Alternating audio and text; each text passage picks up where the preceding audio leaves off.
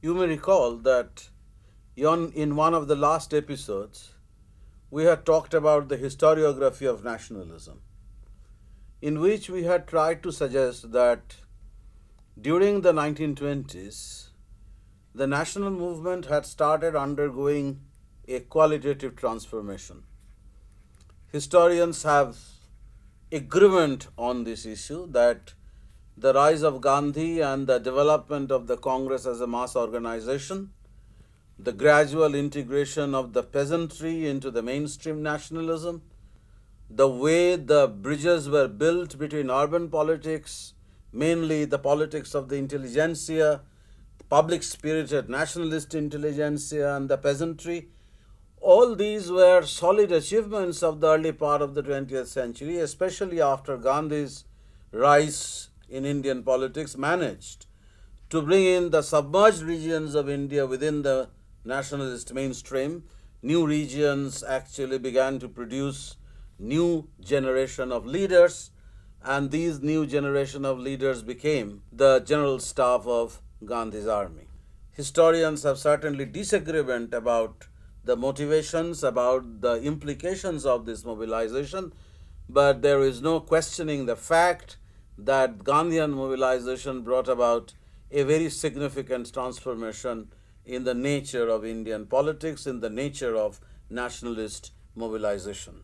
Now, this, however, doesn't mean that the period that went before it was devoid of the kind of nationalist fervor that we come across the freedom fighters in the later decades. We have, in the close of the 19th century, dedicated freedom fighters who were willing to sacrifice their lives by participating in militant nationalist movements. Some of them, of course, lost their track in acts of individual terror, but the ideological commitment or the commitment of such men to India's freedom can never be doubted. One of the main limitations of this earlier phase of nationalism, as we have said, was their failure to mobilize the masses. So, one of the main intentions of this discussion is to look a little more closely at the 19th century and the different strands of anti-colonial resistance in the course of the 19th century before modern politics had emerged in the last quarter of the 19th century. In this regard, we can actually talk about the rise of the nationalist public sphere from 1860s onwards as an important turnaround in Indian politics. Associations began to emerge initially at the provincial level. Then the experiments at the provincial level contributed to the emergence of the Congress in 1885, looked upon by historians as the rise of the politics of national unity. And along with associations, you have the print media, which became very important with the proliferation of vernacular newspapers. The vernacular newspapers began to relay downwards to the popular level nationalist ideas which were current or which were discussed at the higher echelons of intellectual life. Things which were discussed at the level of associations, among leaders of the associations, among leaders of the Congress, could easily percolate downwards to the local level through the vernacular newspapers reporting on the Congress and the kind of agenda that the Congress had set out for Indians. I mean, the representation, the question of representation, for example, began to figure very prominently as one of the main issues on which early congressmen concentrated. The drain of wealth was another such question. Deindustrialization of the Indian economy, the failure of the colonial state to create conditions for India's economic growth, India's industrialization, the refusal of the colonial state to protect local industries. All of these issues began to be debated, and the debates, the information, the content of the nationalist arguments began to percolate downwards to the lower levels, to the small towns, to even to the rural areas through the wider circulation of the vernacular newspapers. That it was not just a whimsical act on the part of Lord Lytton to enact that famous or infamous legislation, the Vernacular Press Act, which almost synchronized with the prohibition that Lytton also imposed on dramatic performances. So, nationalism had already begun to emerge as a powerful political force in India in the 1870s or 1880s.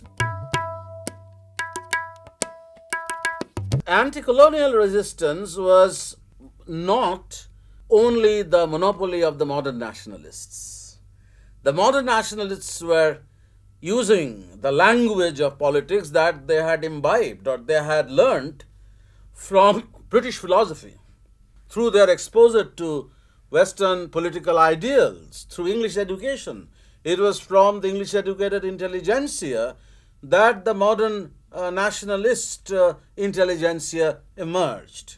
It was through their engagement with Western political thought that they espoused nationalism as a legitimate political ideal for the Indians to achieve a status of equality with the West.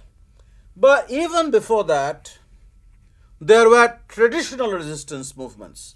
Sir, what is the nature of these traditional resistance movements and how are they different from the modern nationalism? That's right. The character of modern nationalism can be well understood, which is that you have an organization, you have a certain continuity, you have petitions drafted by the organizations, you have meetings, you have pamphlets which are circulating, you have political treatises through which the views of different political groups were articulated. Traditional resistance movements actually did not follow this kind of organizational framework of model politics. Many of these movements came and went. They came in cycles. Some of these certainly acquired a good deal of intensity. Some of these became widespread, but the kind of continuity that you come across in modern politics, organizational politics, dependent entirely on the kind of organizational continuity that associations were able to provide, traditional resistance movements didn't have this kind of continuity. It doesn't mean that the traditional resistance movements were only a few sporadic incidents. They happened quite regularly, but they happened at different points of time, at different locations. Then what was this traditional resistance movement all about, and how does one define it in order to distinguish it from modern politics? One kind of distinction that I have just said, but one might actually borrow certain phrases which had been used by anthropologists or historians, phrases like primary resistance, phrases like secondary resistance. Primary resistance would imply a certain kind of resistance which was usual in most societies at the very early stage of colonial intervention, when the indigenous landowning classes would make a common cause with the peasantry or with the rural classes against the various kinds of interventions that colonial rule brought about in rural society. A historian of great eminence, Eric Stokes, who had started basically as a historian of Africa, used this particular phraseology in order to understand the revolt of 1857, for example, arguing that this was a traditional resistance movement in which the landowning classes, the peasants, and the aristocracy, the Mughal aristocracy in the region which had felt threatened by the British, all of them made a common cause against the British. They were joined by the sepoys, according to Eric Stokes, were actually peasants in uniform. But 1857, as you can realize, was the climax of many such movements that had already begun since the very early part of colonial intervention. You can trace the history of such resistance movements from the late 18th century. If you look at Western Bengal, you see many such occurrences. Chuar uprising is one of them because it is most prominent. But you have many localized resistance movements in which the local landowners were actually trying to mobilize their dependent peasantry, especially their armed retinue, in movement of resistance against colonialism. Pike rebellion in Orissa, for example, early in the 19th century, can be cited as another such instance where the pikes, the military retinue of the local chiefs, participated in a combined resistance along with their masters against the British. One reason for this is that the chiefs or the zamindars had felt threatened by the kind of encroachments that the British were making into their customary rights through these new policies. Some of the privileges that they had enjoyed in the past were abolished. The pikes felt threatened because the rent-free privilege that they had enjoyed for their services to the chiefs by way of what was known as pike on land were brought within the orbit of taxation. So once the privileges of many of these traditional classes, the zamindars and the retinue, were threatened by the colonial revenue policy's attempt to maximize revenue income by destroying privileges, the rebellion took the character of a kind of combined resistance. So instances of such kinds where you can see a certain combination of different classes in the rural society, the zamindars, the peasants, the armed retinue, were endemic since the early part of colonial rule. It is often argued that the revolt of 1857 was a climax of this process of early resistance, which can be labeled differently. You may use traditional resistance movement as a convenient label. You can use your own labels. Labels actually do not matter much.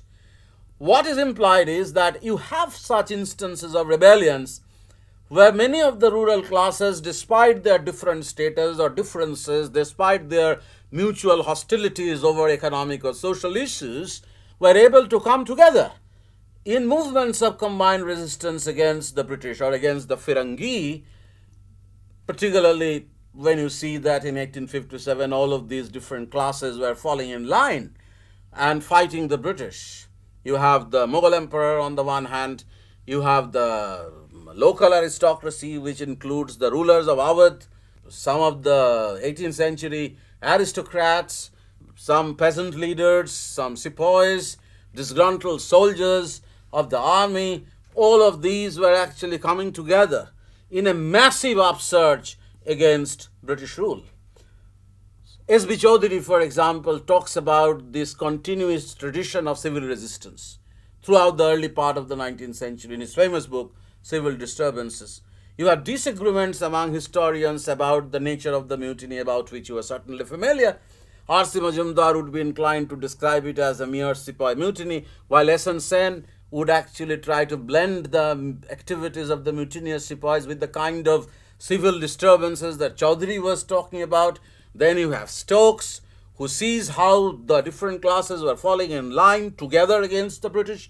You have Rudrangshu Mukherjee's Awadh in Revolt, in which Rudrangshu Mukherjee tries to establish the argument that the intensity of the local resistance in Awadh was largely due to the kind of combination that could be forged between the Awadh talukdars and the peasants.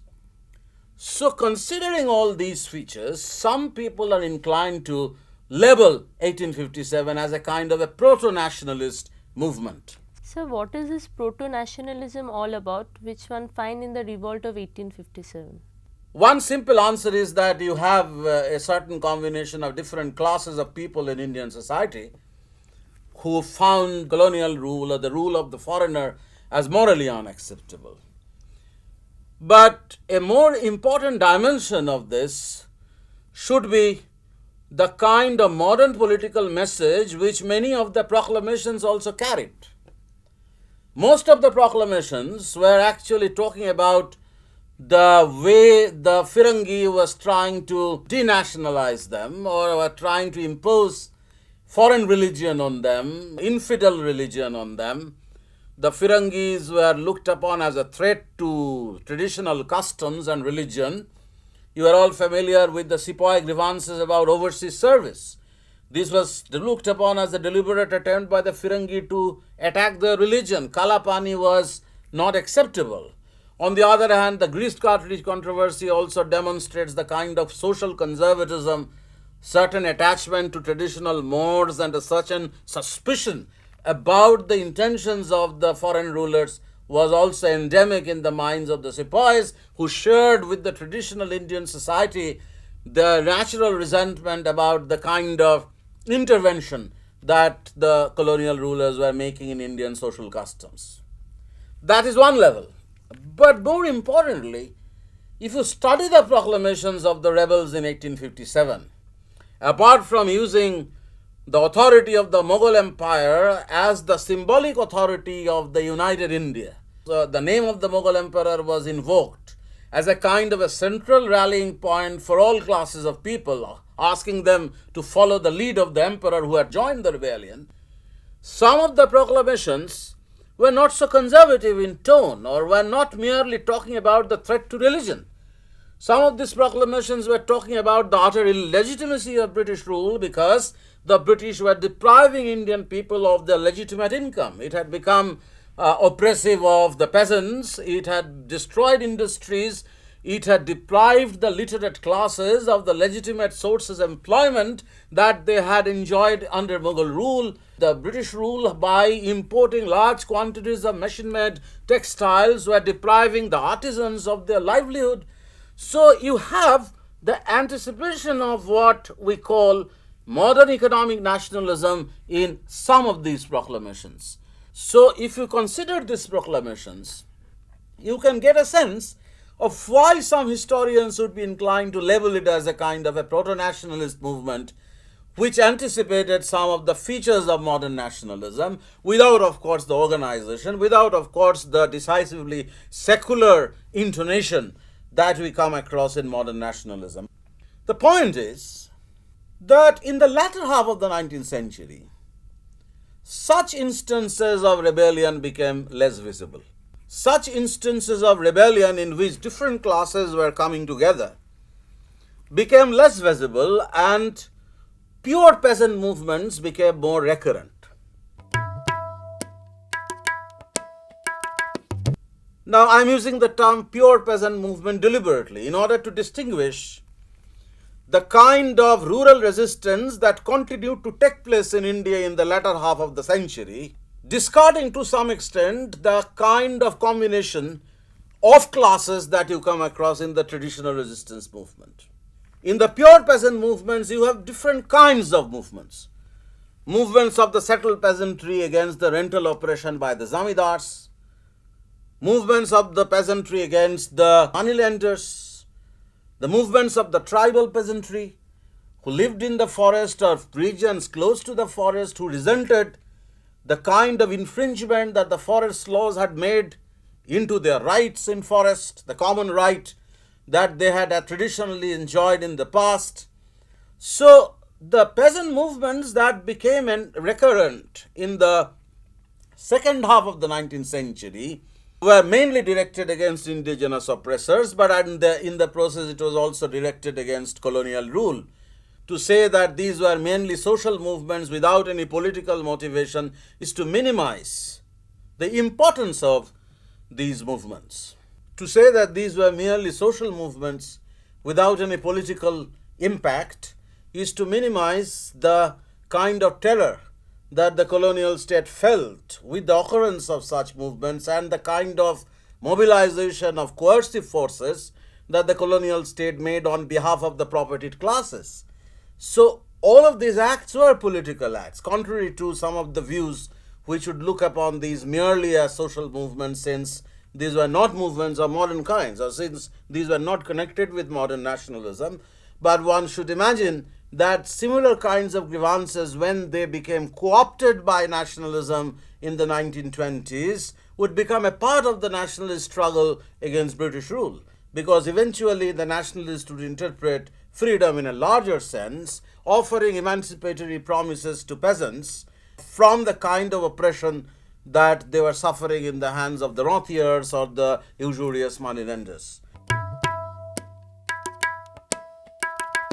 So if you look at the history of Bengal in the latter half of the 19th century, there were frequent rent disturbances, and around the middle of the 1870s, one of these disturbances acquired a more organized shape when some of the rich peasants, armed with the Rent Act of 1859, which gave them a certain stable right in land, wanted to register their right of occupancy, and by refusing to pay enhanced rent, or in other words, the ceiling on rental rate that the Act of 1859 created was linked with the proof that the peasants could establish for continued occupancy for 12 years. So there are such local factors as well. I mean, in the case of peasant movement around the middle of 1870s in Bengal, defending occupancy status became one of the main objectives of the peasant leaders. But in the backdrop of a continuous history of rent disturbances. Similarly, moneylenders were also targets of attack. You have moneylenders in the Deccan who were attacked by the peasants whose land had begun to be taken over by the usurers when they realized that the peasants were no longer going to earn enough income in order to be able to repay their loans with the cotton slump. During the cotton boom in the 1860s, when supply of raw cotton from United States to England had been suspended temporarily and Indian cotton was in high in demand, cotton growers in Maharashtra began to produce cotton on a large scale. Cultivation of cotton required enough investment. They borrowed heavily. They saw a period of prosperity, but suddenly the period of prosperity was cut short by the resumption of supply from the United States, in which situation the land of the peasants began to pass into the hands of the moneylenders, who grabbed their land on the strength of court decrees. So that was the occasion when there were movements against moneylenders. But movements against moneylenders were taking place all over India. But the Deccan riots around the middle of 1870s acquired a greater prominence. So this is just another type of resistance.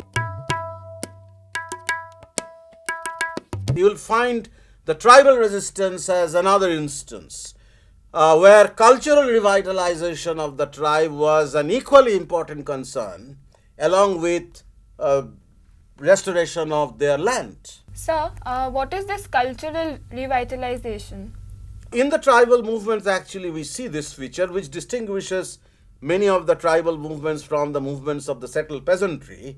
In the case of the latter, you have a clear agenda set out in terms of clear economic demands.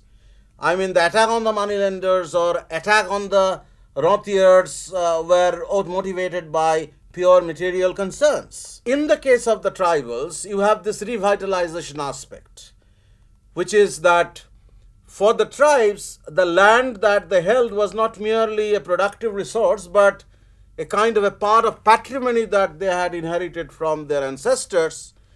The land was associated with their collective memory. Once they were thrown out of this land and they had to migrate to other regions in search of livelihood, they saw it as a kind of a threat to their existence. And when such threats came, there was a tendency among all of these tribes to undergo a kind of purification movement as a self-strengthening measure. And such revitalization took on different forms in different places. But in the case of the Mundas, for example, we know the case of Birsa's leadership.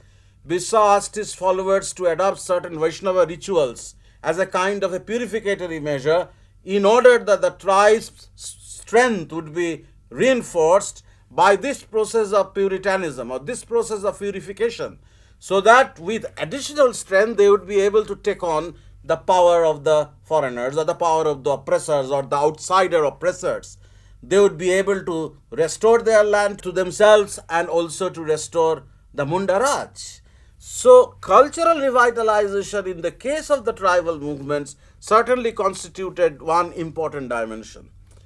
But when we talk about the movements of the settled peasantry, there are instances of how, in situations where the landowners or the exploiting classes and the peasantry belong to two different religions or belong to two different ethnic groups, the movement of the peasantry against their oppressors, moneylenders or rentiers or landowners, whoever they were, these movements or their animosity towards their oppressors could take on the character of a kind of communal mobilization or an ethnic mobilization, an ethnic riot.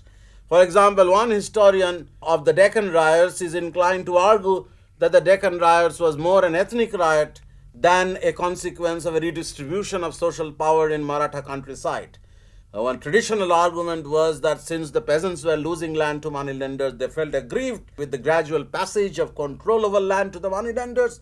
Neil Charles Stewart says that it was an ethnic riot, that the local peasants actually spared the local moneylenders. Their main targets of attack were the moneylenders of Gujarati origin who came from the towns, so they became the target of attack.